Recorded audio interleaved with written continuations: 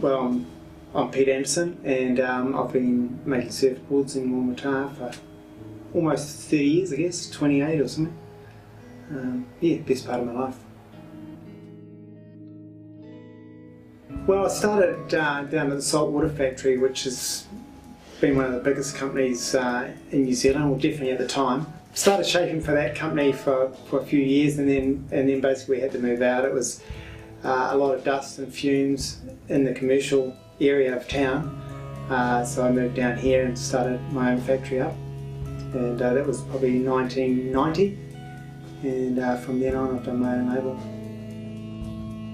Originally the first blanks that I ever shaped I was given by Mark Ogram, who used to work down at the saltwater factory with Bob Davey, and Bob and Mark are probably some of the finest craftsmen I've ever known.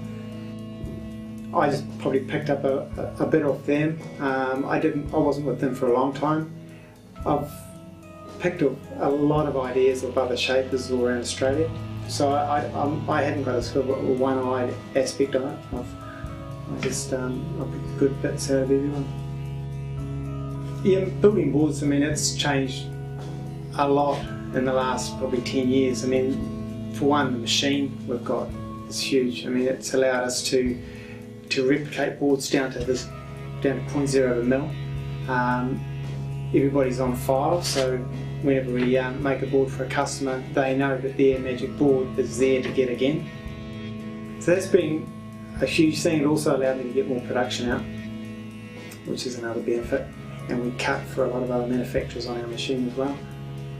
And so that's been definitely, definitely, we're always progressing, and it's always a movement forward. Yeah, where the industry's going to go is anyone's guess, really. There's a lot of boards made out of China now, and Thailand.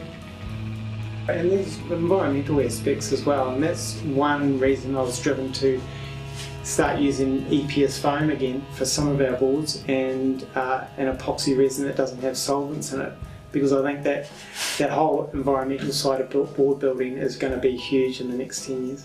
You won't be able to use some of the products that we're using now.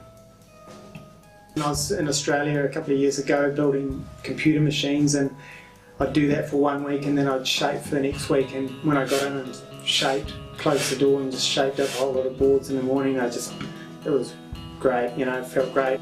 Building the machines allowed me to step away from board making only for a few months, but then I realised, you know, what I really and truly love doing, and that's definitely getting in here and finishing off a board and looking at it at the end of it and going happy with that, really stoked, and writing the guy's name on it and going, yeah, they're going to be fizzing. Well, the whole process of shaping the board is probably actually different for every person. I mean, it's basically a bunch of artists, and I'd imagine, I mean, my technique compared to some other guys is probably a little different. Everybody has their strong points, whether it's your eye visually, or you might have a better feel for shaping than another shaper. There's got to be a bit of an artist aspect in a surfboard as far as the shape goes. Not so much now with the machining, because the machine probably takes a bit of that out, but prior to that, definitely you had to be an artist as well. Probably the only thing most of us aren't are good businessmen, and which is like a lot of artists, you know, that's the way it goes. It's funny, I haven't trained anyone up as far as shaping goes. They've all had some aspect that I thought, well, no, it's not worth it. There'll be somebody who'll come along someday that I'll go, yep, that's the guy. I'll train them up and hopefully they can take over, because I mean, like I said, it's 28 odd years now, and you know, I don't know how long I'll do it for. I still love it, but it's probably something I won't do when I'm 60 something.